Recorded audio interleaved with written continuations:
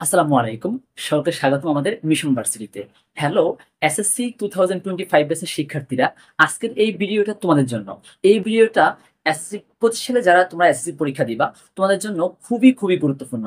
অর্থাৎ এই ভিডিওতে আমরা আলোচনা করব তোমাদের সামনে যে টেস্ট পরীক্ষা আসতেছে, অলরেডি অক্টোবর মাসের শেষের দিকে মেবি তোমাদের টেস্ট পরীক্ষাটা হবে।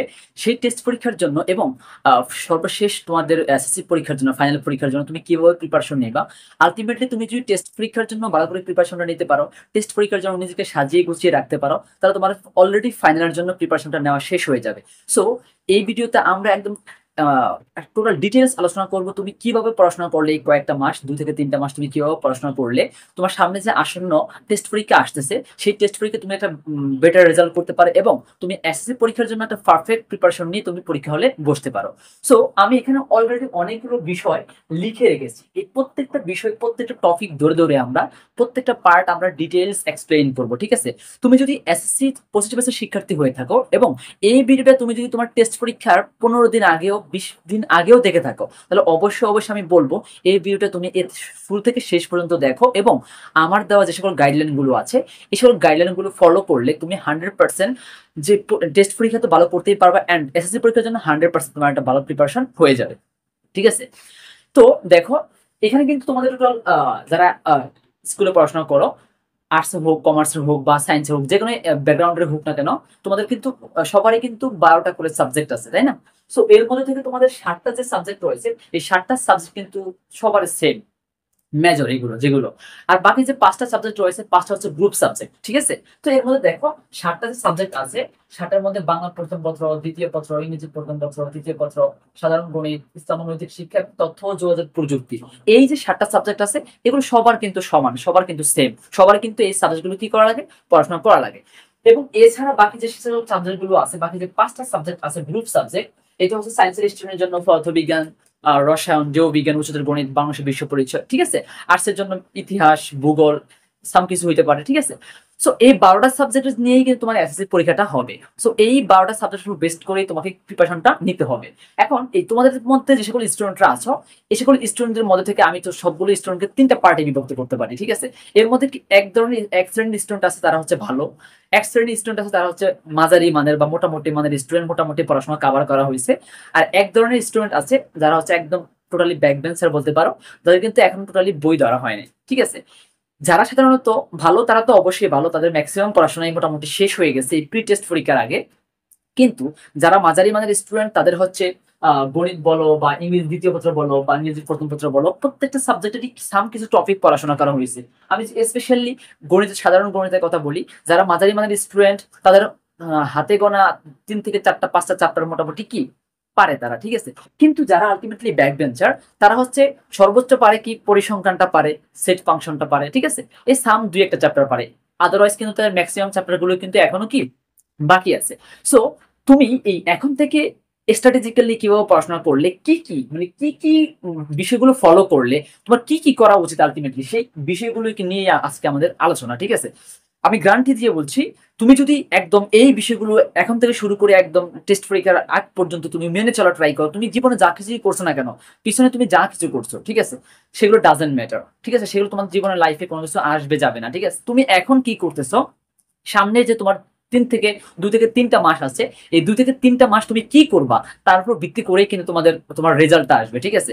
আলটিমেটলি হ্যাঁ, সেটা ঠিক আছে, তোমার যদি বেসিক স্ট্রং হয়, তুমি আজীবন পড়াশোনা ভালো করে পড়ছো, তোমার বেসিক স্ট্রং হয়, তাহলে সামনের এই দিনগুলো তোমার জন্য পড়াশোনাটা গুছিয়ে নিতে সহজ হবে। কিন্তু তুমি যদি পিছনের দিনগুলোতে কারচুপি করে থাকো, চুরি চামারি করে থাকো, ঠিক আছে, পড়াশোনা না করে থাকো, আলটিমেটলি কোনো রকম ভাবে পাশ করে ক্লাস চেঞ্জ করে থাকো, তাহলে তোমার জন্য এই সামনের মাসগুলো অনেক বেশি ডিফিকাল্ট হবে। তার মানে ব্যাপারটা এরকম না যে তুমি আসলে পারবা না, তুমি 100% পারবা। তুমি যদি ট্রাই করো, তুমি যদি চেষ্টা করো, এই কয়েকটা মাস যদি তুমি এই সকল রুলস গুলো ফলো করো, তাহলে তো অবশ্যই তুমি পারবা, তুমি পারবা। প্রত্যেকটা মানুষ পারে, তুমি কেন পারবা না, ঠিক আছে? তো দেখো, আলটিমেটলি যারা ভালো আমি তাদেরকে নিয়ে আসলে কোনো কথা বলবো না, কারণ তারা হচ্ছে অলরেডি 70 থেকে 80% সিলেবাস কিন্তু তাদের অলরেডি শেষ, কারণ তারা হচ্ছে প্রি টেস্ট পরীক্ষা দিয়েছে। প্রি টেস্ট পরীক্ষা দিয়ে তারা কিন্তু বুঝতে পারছে, ইভেন প্রত্যেকটা স্টুডেন্টই প্রি টেস্ট পরীক্ষা দিয়ে কিন্তু বুঝতে পারছে তুমি যে আসলে তুমি তোমার মধ্যে কি পরিমাণ পড়াশোনা আছে, তুমি কি পরিমাণ পড়াশোনা পারো, তুমি আলটিমেটলি কতটুকু পাওয়ার যোগ্য। ম্যাক্সিমাম স্টুডেন্টরাই, অনেক স্টুডেন্ট গ্রামে যখন আমরা হচ্ছে ঈদের ছুটি কাটাতে গেলাম, ঠিক আছে, ম্যাক্সিমাম স্টুডেন্টদের বলা যে ভাইয়া প্রিপারেশন ভালো না, প্রি টেস্ট পরীক্ষা দিয়েছে সেখানে হচ্ছে টানাটানি পাস করতে পারে, ঠিক আছে। যারা হচ্ছে মিডিয়াম স্টুডেন্ট তারা হচ্ছে বলে যে কোনো রকম 50-55 মার্কস পেতে পারি প্রত্যেকটা সাবজেক্টে অ্যাভারেজ, ঠিক আছে। খুবই রেয়ার কেস, ভালো মানের স্টুডেন্ট খুব কম, ঠিক আছে। সবারই কিন্তু সেম কন্ডিশন, সো সবারই কিন্তু একই পরিস্থিতি। তুমি তুমি মানে কয়জন স্টুডেন্ট আছো বুকে হাত রেখে বলতে পারবা যে তুমি হচ্ছে এই যে সাধারণ গণিতের 17টা চ্যাপ্টার রয়েছে, অবশ্যই 17টা চ্যাপ্টারের মধ্যে সবগুলো চ্যাপ্টার কিন্তু পড়তে হয় না। এর মধ্যে সেট ফাংশন, বীজগাণিতিক রাশি, সূচক লগারিদম, ধারা, বৃত্ত, ব্যবহারিক জ্যামিতি, ত্রিকোণমিতি, পরিমিতি, পরিসংখ্যান, এই সকল চ্যাপ্টারগুলো সাধারণত বেশি পড়া লাগে, ঠিক আছে। কয়জন স্টুডেন্ট বলতে পারবা যে এই সকল চ্যাপ্টারগুলো থেকে তোমাকে যদি ম্যাথ করতে দেয়, তোমাকে যদি একটা সিকিউ দিয়ে দেয়, তাহলে তুমি সমাধান করতে পারবা? কয়জন স্টুডেন্ট বুকে হাত রেখে একদম কনফিডেন্টের সাথে বলতে পারবা যে ইংরেজির দ্বিতীয় পত্র যে আছে, ইংরেজি দ্বিতীয় পত্র যে রাইটিং পার্টটা বাদ দিলাম আমরা, রাইটিং পার্টটা হচ্ছে মুখস্থ টাইপ পড়াশোনা, এছাড়া যে গ্রামার যে পার্টটা রয়েছে, এই গ্রামার পার্টে তুমি কয়টা কনফিডেন্টের সাথে কয়টা গ্রামার গ্রামার টপিক শেষ করতে পারছো? খুবই হাতে গোনা কয়েকজন স্টুডেন্ট ছাড়া কিন্তু ম্যাক্সিমাম স্টুডেন্টরাই বলবো যে তারা এখন কিন্তু পড়াশোনার দ্বারা কাছেই নেই, ঠিক আছে। আমাদের তো আলটিমেট একটা অভ্যাস, আমার তো বাঙালি সাধারণত যখন আমাদের পরীক্ষার কাছে চলে আসে, 10 দিন বাকি থাকে, 15 দিন বাকি থাকে, তখন আমরা শুরু করি, কিন্তু আলটিমেটলি ওই সময়টাতে এসে ভালো কিছু করার অপশন থাকে না, একদম সবগুলো অপশন একদম লক হয়ে যায়। তুমি আর ওই সময় চেষ্টা করলে, অনেক বেশি চেষ্টা করলে আর পারবা না। So it is high time, এই সময়টা তোমার উপযুক্ত সময়। একদম নিজেকে নিয়ে তুমি ক্লাস 9 কি করছো, ক্লাস 10 এর 6 মাস কি করছো, সেগুলো বিষয় না, একদম সবকিছু শেষ কিন্তু, ঠিক আছে। এখন সামনে যে তোমার টেস্ট পরীক্ষার 2 থেকে 3টা মাস আছে, তারপরের টেস্টের পরে যে তোমাদের টাইমগুলো আছে, সেই টাইমগুলো তোমার গোছানোর টাইম। সো এই টেস্টের আগে যদি তুমি তোমার 70 থেকে 80% সিলেবাস কমপ্লিট করে ফেলতে পারো, তো টেস্টের পরে যে টাইমটা থাকবে সেই টাইমটা তুমি অটো অটো ভালো করে ফেলতে পারবো। সো এই জন্য আমি এই মোটামুটি মানের স্টুডেন্ট যারা এবং ব্যাকবেঞ্চের স্টুডেন্ট যারা, তাদেরকে বলবো এই যে এখানে টোটাল 6টা বিষয় লিখে রেখেছি, এই 6টা জিনিস যদি তুমি ফলো করতে পারো, এই 6টা বিষয় তুমি যদি মেনে চলতে পারো, আমি বলবো টেস্ট পরীক্ষা বলো, তোমার এসএসসি পরীক্ষা বলো, যে কোনো পরীক্ষায় হোক না কেন, তুমি 90% স্কোর ক্যারি করতে পারবা, 100% গ্যারান্টি সহকারে বলছি, ঠিক আছে। এখন সব একদম ছোট্ট করে বলতে চাই, তুমি জাস্ট এই ছয়টা বিষয় মেনে চলতে পারো এখন থেকে শুরু করে, তুমি যেদিন ভিডিওটা দেখবা ওই দিন থেকে শুরু করে, অবশ্য কিন্তু টেস্ট পরীক্ষার 20 থেকে 25 দিন আগে হইতে হবে সেটা, কারণ তুমি যে অলরেডি, এবং টেস্ট পরীক্ষার পরেও কিন্তু তোমার এসএসসি আসতে মিনিমাম 2 থেকে 3 মাস বাকি থাকে, নভেম্বর, ডিসেম্বর, জানুয়ারি, 3 মাস বাকি থাকে টেস্ট পরীক্ষার পরে তোমার এসএসসি পরীক্ষা আসতে। তুমি যদি টেস্ট পরীক্ষার পরেও দেখো, টেস্ট পরীক্ষার পরেও যদি তুমি সেভাবে ফলো করার ট্রাই করো, তুমি 90% স্কোর ক্যারি করতে না পারো, 80% তো ক্যারি করতে পারবা, ঠিক আছে। সো যখনই তোমার সামনে এই ভিডিওটা যাক না কেন, তুমি অবশ্যই পুরো বিষয়গুলো একদম সুন্দর করে দেখবা, এবং সেই অনুযায়ী তুমি একটা খাতায় তোমার একটা ছোট একটা নোট একটা ফ্রিস্টাইল লিখে রাখবা যে বিষয়গুলো কি কি করা উচিত তোমার, ঠিক আছে। সেই অনুযায়ী তোমাকে কিন্তু অ্যাপ্লাই করতে হবে। এখন ম্যাক্সিমাম স্টুডেন্ট আছে, অনেক হুজুগি স্টুডেন্ট আছে, তারা কি করে দেখে, শুধু দেখে ভিডিওগুলো দেখে, এই ভিডিও দেখে, হ্যান্ড ভিডিও দেখে, ত্যান ভিডিও দেখে, অনেক ধরনের ভিডিও দেখে, ঠিক আছে। কিন্তু আলটিমেটলি নিজের টেবিলে যে টাইমটা দিব, এই ইনপুট, তুমি কতটুকু টেবিলে তুমি টাইম দিচ্ছ, কতটুকু ইনপুট দিচ্ছ তুমি, ঠিক আছে, সেই অনুযায়ী তো আউটপুট বের হবে। তুমি যতই যার কথা শোনো না কেন, যতই টিচারের কাছে ক্লাসে গিয়ে পড়ো না কেন, তুমি নিজে যদি বাসায় প্র্যাকটিস না করো, তাহলে তুমি কি কিছু পারবা? অবশ্যই পারবা না, ঠিক আছে। তো যতই তুমি প্র্যাকটিস করো, আলটিমেটলি কোনো মানে যতই ক্লাস দেখো, যত যা কিছু করো না কেন, প্র্যাকটিস না করলে তোমার কোনো কি লাভ হবে না। তুমি যতই এই ভিডিওটা দেখো, তুমি যদি নিজেকে পরবর্তী 2 মাসের জন্য নিজেকে টেবিলে সেট করতে না পারো, তুমি যদি নিজেকে স্টেবল পড়তে না পারো টেবিলের জন্য, তাহলে কিন্তু কিছুই হবে না। তো ফার্স্ট অফ অল আমি দেখো এখানে লিখে রেখেছি এক্সেট টেস্ট পেপার, এটা খুবই ইম্পর্ট্যান্ট। যারা হচ্ছে ব্যাক বেঞ্চার বা মোটামুটি মানের স্টুডেন্ট, মানে তাদের প্রত্যেককে বলবো, তোমাদের যে 12টা টোটাল সাবজেক্ট আছে, এই 12টা টোটাল সবগুলো সাবজেক্টের জন্য আমি বলবো যে প্রত্যেকটা সাবজেক্টের সাথে করে তোমাকে তোমার টেস্ট পেপার থাকে, একটা করে টেস্ট পেপার থাকে, হোক সেটা পুরাতন, এখন না হোক সেটা তুমি 23, এখন তোমার তো দিব হচ্ছে এসএসসি 25, তুমি 24-এর জন্য কিনে, 24-এর জন্য যে সকল টেস্ট পেপার গুলো ছিল সেগুলো কিনে রাখো, কিনে নাও, অ্যাকসেপ্ট করে কিনে নাও, পুরাতন হোক সেটা কোনো প্রবলেম নাই। তবে অবশ্যই প্রত্যেকটা সাবজেক্টের একটা করে টেস্ট পেপার থাকা উচিত এবং থাকা চাই। আমি কেন সেটা সেটা কিন্তু প্রয়োজনীয়তা আমি বলতেছি। তবে সায়েন্সের যে সকল সাবজেক্টগুলো রয়েছে, পদার্থবিজ্ঞান, জীববিজ্ঞান, রসায়ন, উচ্চতর গণিত এবং বাংলাদেশ বিশ্ব কলেজ, স্পেশালি সাধারণ গণিত, এই যে 5টা সাবজেক্ট আছে, এই সকল সাবজেক্টগুলোর জন্য আমি বলবো তুমি অবশ্যই রয়্যাল সিরিজের গাইডটা কিনো, ঠিক আছে। সেটা কিন্তু খুবই মানে রয়্যালের টেস্ট পেপারটা কিনো, সেটা কিন্তু খুবই ইফেক্টিভ তোমার জন্য হতে যাচ্ছে, ঠিক আছে। অনেক বেশি স্ট্যান্ডার্ড সেই টেস্ট পেপারটা। এরপর টেস্ট পেপার কিনলা, তুমি টেস্ট পেপারতে কি করবা? সেকেন্ড যে স্টেপটা আছে সেটা হচ্ছে প্রশ্ন অ্যানালাইসিস। এটা হচ্ছে কতটা ইম্পর্ট্যান্ট সবার জন্য, প্রশ্ন অ্যানালাইসিস। তোমার অনেক বেশি ইম্পর্টেন্ট। তুমি যদি ব্যাক বেঞ্চার হয়ে থাকো কোনো প্রবলেম নাই, তুমি কি করবা, টেস্ট পেপারটা কিনে আনবা। আনার পরে মনে করছো বাংলা প্রথম পত্র তুমি দৌড়লা, বাংলা প্রথম পত্র দৌড়লা বা তুমি সাধারণ গণিত দৌড়লা সাপোজ। গণিত কিন্তু অনেকেরই ভয়ের কারণ, আর্টসের স্টুডেন্ট বলি, কমার্সের স্টুডেন্ট বলি, ম্যাক্সিমাম ক্ষেত্রেই গণিত অনেক বেশি ভয়ের কারণ হয়। তো তুমি একটা টেস্ট পেপার কিনে আনছো বাজার থেকে, রয়্যাল টেস্ট পেপার তুমি কিনে আনার পরে বসছো একটা, এই মনে করো যে সন্ধ্যার পরে নামাজ টামাজ পড়ে এসে বসছো। বসার পরে কি করবা, বসার পরে হচ্ছে টেস্ট পেপারটা নিয়ে বসবা, সাধারণ গণিত বইটা নিয়ে বসবা। বসার পর তুমি দেখবা তোমাদের বইয়ে 17টা চ্যাপ্টার আছে, এই 17টা চ্যাপ্টার থেকে প্রত্যেকটা বোর্ড, এই 24-এ পরীক্ষা দিছো, 23-এ পরীক্ষা গেছে, 22-এ পরীক্ষা গেছে, এই পরীক্ষার মধ্যে তোমার কোন কোন কোন কোন চ্যাপ্টার গুলো থেকে একটা ম্যাপ তারাই কিন্তু অলরেডি করে দিয়েছে টেস্ট পেপারের মধ্যে, কোন কোন চ্যাপ্টার গুলো থেকে তোমার কোশ্চেন আসছে, কোন কোন চ্যাপ্টার গুলো থেকে তোমার এমসিকিউ কয়টা করে আসতেছে। তুমি এই নীল নকশাটা বের করবা, ঠিক আছে। শুরুতেই নীল নকশাটা বের করার পরে কি করতে হবে, তোমাকে চ্যাপ্টার ফিক্সড করতে হবে। তুমি যখন এই যে এই বিষয়টাকে অ্যানালাইসিস করবা যে কোন কোন জায়গা থেকে কোশ্চেন আসতেছে, কোন কোন জায়গা থেকে কোশ্চেন আসে না, এমন কিছু চ্যাপ্টার আছে, এমন কিছু পড়া আছে যেগুলো একদম একদম প্রয়োজনই নেই কোনো পড়াশোনা করার, কারণ সেখান থেকে কখনোই কিছু আসে না। তাহলে তুমি ওগুলো পড়ে, তুমি যেহেতু ব্যাক বেঞ্চার, তাহলে তোমার কিন্তু সেগুলো অবশ্যই পড়াশোনা করে টাইম ওয়েস্ট করার কোনো মানে হয় না, ঠিক আছে। সেটা ভালো স্টুডেন্ট যে সে করতে পারে, সেটা আমি বলবো যে এই এই টপিক গুলো কিন্তু আমি মোটামুটি এবং ব্যাক বেঞ্চের স্টুডেন্ট জন্য বলতেছি, যারা ভালো স্টুডেন্ট, ভালো মানের স্টুডেন্ট তাদের জন্য কিন্তু না। তারা অবশ্যই যেভাবে পড়তেছো, রিদমে যেভাবে পড়তেছো, তারা অবশ্যই প্রশ্ন অ্যানালাইসিস করার প্রয়োজনে তুমি আগে হচ্ছে ভালো স্টুডেন্টের জন্য স্পেশালি তোমরা আগে হচ্ছে মেন বইটা পড়বা, দেন তুমি টেস্ট পেপার সমাধান করবা, তোমার আগে কোশ্চেন অ্যানালাইসিস করার কোনো প্রয়োজন নেই, ঠিক আছে। কিন্তু ব্যাকবেঞ্চে যারা, তাদের পক্ষে তো পুরো বইটা কমপ্লিট করা পসিবল না, ঠিক আছে, এবং পুরো বইটা কমপ্লিট করার প্রয়োজন বোধও করছি না আমি, ঠিক আছে। যে সকল চ্যাপ্টারগুলো অনেক বেশি ইম্পর্টেন্ট, যেখান থেকে পড়লে তুমি 80% পেয়ে যাবা, 70 থেকে 80% তুমি ইজিলি ভাবে ক্যারি করতে পারবা, তুমি ওইটুকু পড়ো, দেন তোমার টাইম থাকলে তুমি বাকিটুকু পড়বা। সো তোমাকে কি করতে হবে, 3 নাম্বার চ্যাপ্টার ফিক্সড করতে হবে।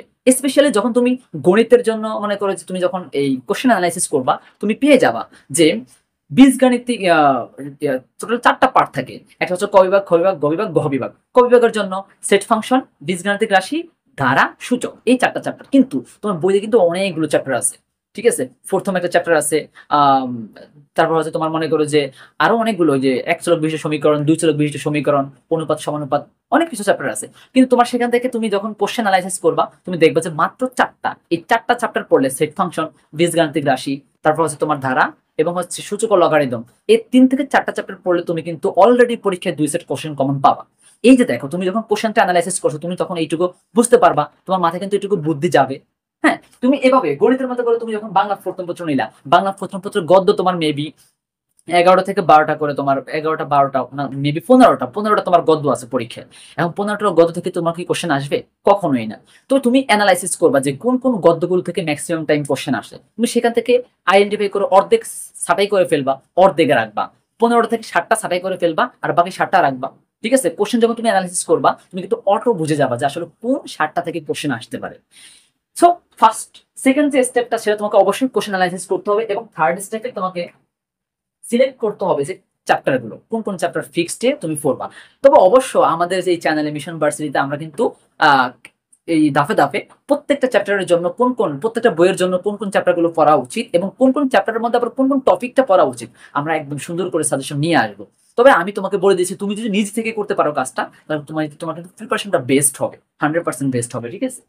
এরপর কি করতে হবে, তুমি চ্যাপ্টার ফিক্সড করছো, মনে করো তোমার গণিত থেকে কয়টা চ্যাপ্টার পড়তে হবে, 5টা চ্যাপ্টার পড়তে হবে, বা বাংলা থেকে 7টা গদ্য পড়তে হবে। কি করতে হবে, তারপরে মেইন বইটা নিবা, ঠিক আছে। তোমার মেইন বইটা নিয়ে তুমি মেইন বই থেকে ওই পুরো পড়াটা পড়ে ফেলবা।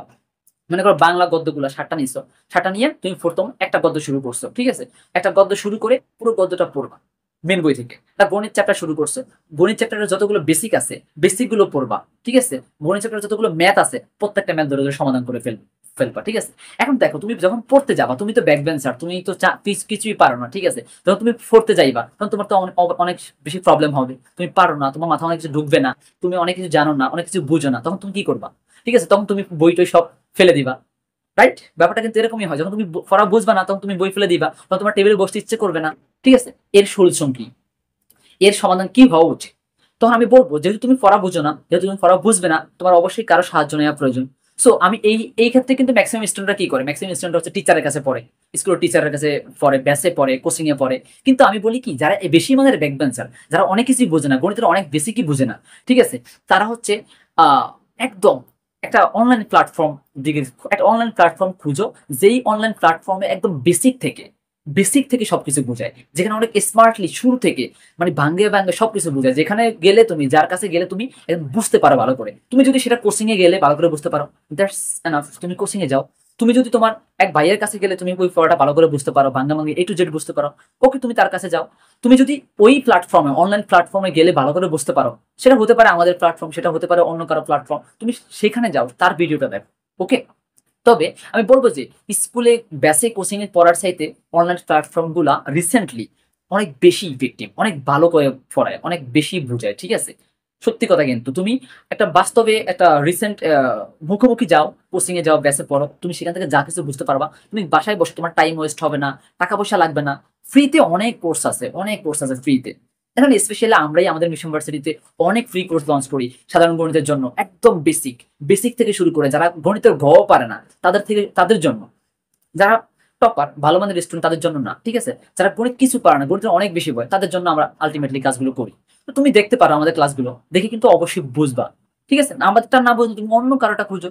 তো সেক্ষেত্রে আমি বলবো, যখন তুমি পড়া বুঝবা না তখন তুমি হাল ছেড়ে দিবা না। তুমি যদি হাল ছেড়ে দাও তাহলে শেষ। ঠিক আছে, তাহলে তোমার পক্ষে আর ভালো রেজাল্ট করা পসিবল হবে না। ঠিক আছে, তোমাকে কি করতে হবে, এই বেসিক ক্লাসগুলোর জন্য ফলো করতে হবে অনলাইন ক্লাসগুলোকে। ঠিক আছে, যে কোনো প্ল্যাটফর্ম থেকে তুমি অনলাইন ক্লাসগুলো ফলো করো। তুমি একটা ক্লাস দেখে বোঝো না, তুমি অন্য কারো আরেকটা ক্লাস দেখো। তুমি ওই টপিকের উপর অন্য কারো আরেকটা ক্লাস দেখো, আমি 100% গ্যারান্টি দিচ্ছি, তুমি যে একটা টপিকের উপর 2 থেকে 3 থেকে 4টা ক্লাস দেখো, তুমি 100% ওই টপিকের উপর বস হয়ে যাবা, একদম গ্যারান্টি। তারপরে কি করবা দেখো, এখন তোমার মেইন বই পড়া হয়েছে একবার, তুমি ক্লাসটা দেখছো একবার, ঠিক আছে, 1-2 বার ক্লাস দেখছো একটা ওই টপিকের উপরে, এবার তুমি আবার পুনরায় তোমার মেন বইটা আবার পুনরায় পড়বা। এবার দেখো, তুমি যখন মেন বইটা প্রথমবার পড়ছো, তখন কিন্তু তুমি অনেক কিছু বুঝো নাই। কিন্তু যখন তুমি একটা ক্লাস দেখছো অনলাইন, একটা অনলাইন ক্লাস দেখার পরে তুমি কিন্তু এইবার মেন বই যখন আবার পড়বা, তুমি তো তুমি অনেক কিছু বুঝে যাবা, অনেক কিছু বুঝবা, অনেক কিছু তোমার কাছে ইজি মনে হবে, সহজ মনে হবে। ঠিক আছে, এরপরে কি করবা, এরপরে হচ্ছে তুমি টেস্ট পেপারটা নিবা। টেস্ট পেপারটা নিয়ে তোমার প্র্যাকটিস করতে হবে সিকিউ, প্র্যাকটিস করতে হবে তোমাকে এমসিকিউ।